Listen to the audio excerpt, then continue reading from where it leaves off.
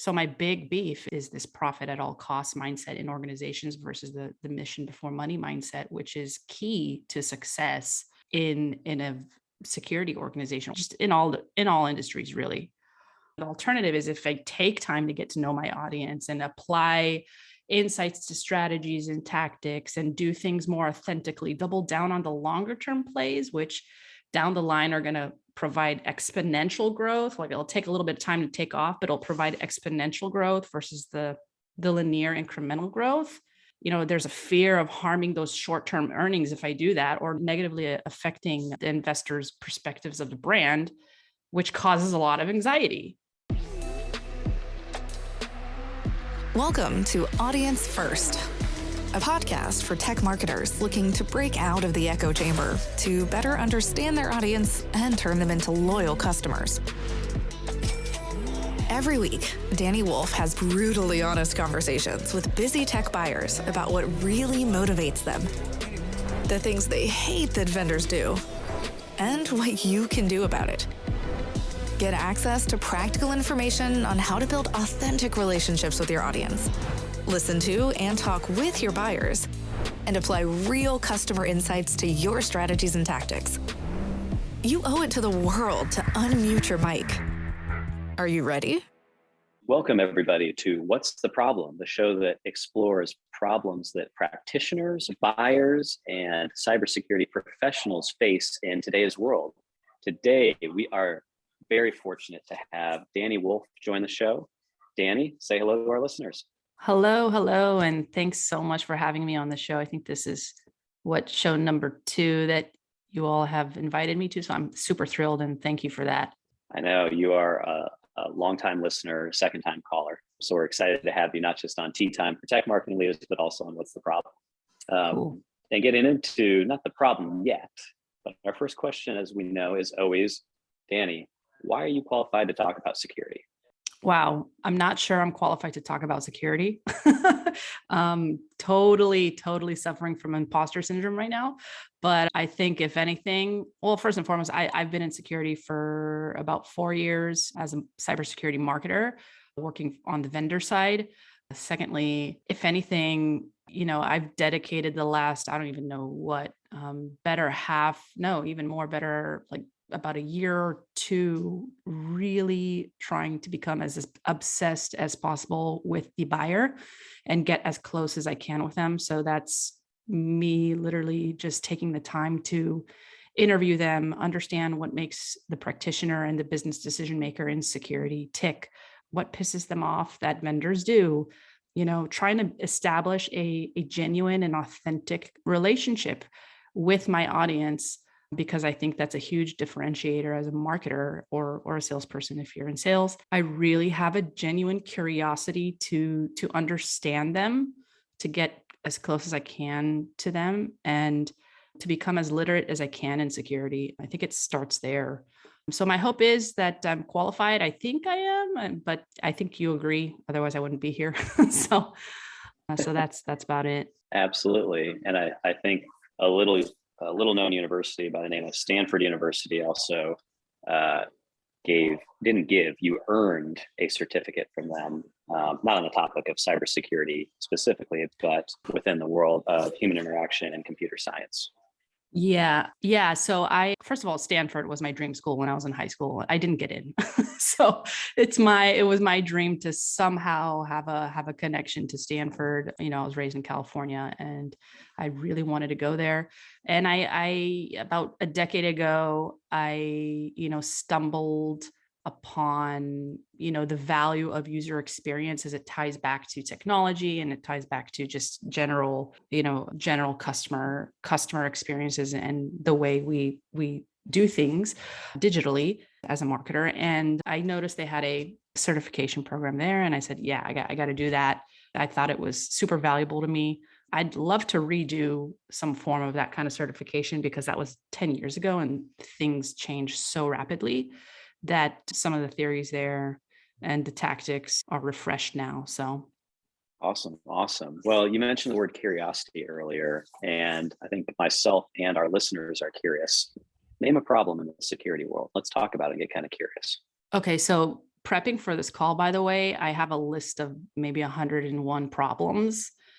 So it was hard to really pinpoint, but I'll kind of dig into a main problem that I've experienced. And my hope is that those listening in, my hope is this will help them. This is a big problem I think many suffer from. So marketers, sales teams alike in the security space are pressured by the need to produce quick results to appease investor profits. So I think this need to demonstrate financial strength results in kind of shady and sometimes unethical business practices. And that really compromises the buyer experiences and sometimes the product quality in favor of like short-term gains. So my big beef is this profit at all costs mindset in organizations versus the mission before money mindset, which is key to success in a security organization, just in all industries, really.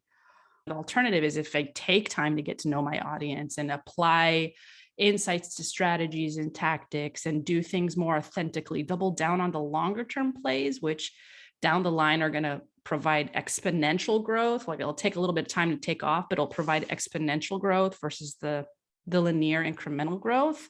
There's a fear of harming those short-term earnings if I do that, or negatively affecting the investors' perspectives of the brand, which causes a lot of anxiety. And I suffer from it. I've been there many times. I still sometimes suffer from it because we're all funded by investors and they invest a lot of money and they expect exponential growth like that. What happens then, right? Marketers, salespeople, they fall into the comfort of the status quo.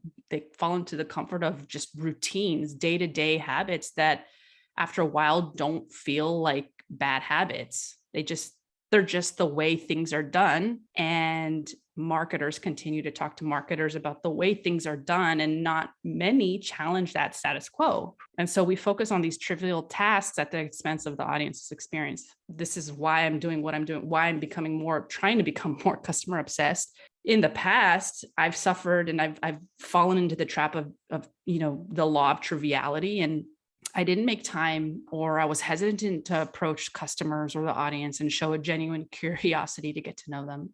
And that pisses off buyers, right? Because we fall into those bad habits for quick results.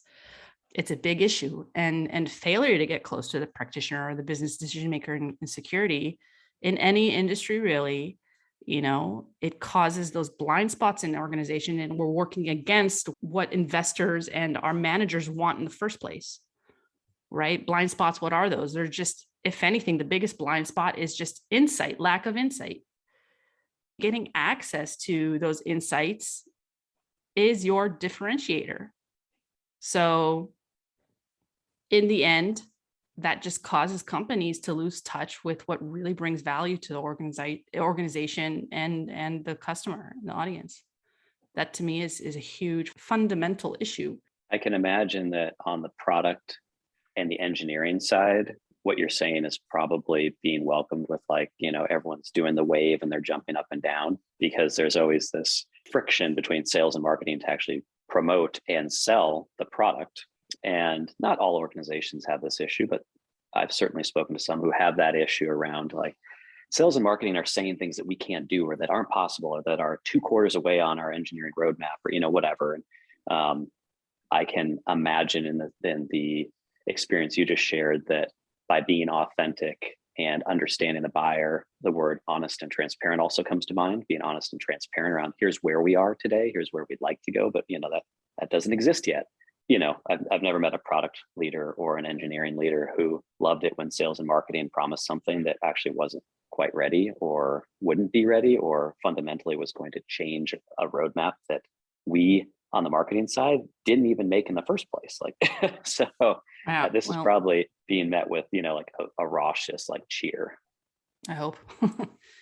I hope. Yeah. So, in my discussions with buyers and customers, it's honesty and transparency are very core themes that I hear across all of my conversations. And the expectation from them is that you cannot do everything as a security vendor or a product. You cannot do anything, but you can solve an issue. And if you really focus on that core competency, there will be a lot and be honest about what you cannot solve, then there will be, you will be met with arms wide open from a practitioner who understands and your core competency and the value there. So I just think, as a marketer, remember that you cannot be everything to that one person. My discussions is just validated that, a lot of vendors overpromise and underdeliver. It's okay to admit that you cannot do everything. Yeah, before we get to our final and most fun question, I did want to reflect one more thing based on this conversation. You mentioned these, paraphrasing, you get in these habits, and they could be poor habits. And over time, those habits just become, air quotes, the way things are done, or because we've always done it that way, some semblance of that statement. And it really reminds me, one of my hobbies is flying small airplanes, and you hear of pilots that have crashes. It's called CFIT, controlled flight into terrain. It's usually at night or in inclement or instrument weather. And what happens is you start turning the airplane very slowly to the left or the right. And talking about the way it's always been done, or those habits becoming like they feel normal. So you're turning the airplane to the left, let's say, you think you're flying straight ahead, and you have fluid. All human beings have fluid in their ears that tells you, it's almost like a level, like that you buy at the hardware store. Mm-hmm. And by staying in that left turn, if it's not too sharp, your brain actually, that fluid thinks, oh, great, like we're kind of level, like it might be off. But after a minute or two, we just go into, oh, we're completely level. And then pilots, what happens is that turn to the left becomes a tighter turn and tighter turn and tighter turn. All of a sudden you start to notice, oh my gosh, my heading is, I'm going literally backwards at this point, from where I started, my speed is increasing, my altitude is dropping. Like now you're in a tight spiraling turn that is going to get tighter unless you get out of it. But your brain, until, it happens with pilots all the time, until you look at your instruments, your brain sits there and it kind of lies to you. And that's kind of what I wanted to reflect back in this conversation of these habits of over promising and under delivering, or saying you can do something, or not being transparent and saying you're not good at something. Even if you can do it, just saying, we can do that, but it's not really our strength. Like our strength lies over here. Those habits turn into the fluid in your ears, and all of a sudden it just becomes normal. Like it's okay to behave this way because my ears are telling me it's fine. Mm-hmm. Yeah, 100%. Wow. I have on LinkedIn a list of all those habits I've, stuck to for years that have just wasted time, and it pulled me away from really kind of getting close to the customer and the audience. Sometimes we just got to stop for a second and if you can't get access to customers, get access to the closest, best thing, your ideal customer profile, reach out to them and try and build those authentic relationships, because you'll be surprised after just a few conversations, after 6 to 8, you'll start understanding themes and you'll start seeing similarities in what they're saying based on the questions that you're asking. And you'll be able to apply that to your strategy and tactics, which I can't even tell you how greatly that will affect your results quick too. So you're not only building relationships, you're also positively affecting what you're doing as a marketer within a short period of time. Yeah, absolutely. Absolutely. Well, Danny, we've arrived at question number 3. It's the most fun and entertaining for our listeners, or so I've been told. Tell us about your worst haircut. Oh, yeah. Okay. So it's kind of a morbid story, but how is it? We're in 2022. So 8 years ago, unfortunately, my grandmother passed away. And I don't know what I was thinking, but I said to myself, oh, okay, well, she passed away. Let's go get a haircut and color my hair to, make myself feel a little bit better. I don't know why I thought that would help. It made me feel worse because, I don't even know what I told him to do. I wanted to do, at the time I was kind of blonde. I was doing all these, highlights in my hair. I had long hair. He chopped my hair off to a short haircut. I still have a short haircut now. And he, dyed it brown and blonde. And I literally went out looking like a skunk. And I went, no. Yeah, I looked like a skunk, and I had to go to the funeral like that. And I remember it was a very hot day in December, ironically. and I went with a skull cap. So I was sweating like crazy and crying and bawling at the funeral. It was just the worst experience ever. So that I think it's a tie between that and shaving my head like 10 months ago. I literally shaved everything. I quit my job, Okay. shaved my head, and then started at Cybersecurity, which was an interesting experience as well. So I'm pretty risky when it comes to haircuts. So I think that's the story. Both are winners. Well, I appreciate you sharing both of those stories. That was a twofer right there. I wasn't expecting to get two Yeah. haircut stories. Yeah. Um, awesome, Danny. Well, again, thank you for joining us. And to all our listeners, thank you for listening to What's the Problem? The show that explores problems that buyers, practitioners, and professionals in the cybersecurity space face in today's world. Thanks for tuning in to this episode of Audience First. If you like what you've heard, feel free to follow or subscribe to Audience First on Apple, Spotify, or any of your favorite podcast streamers.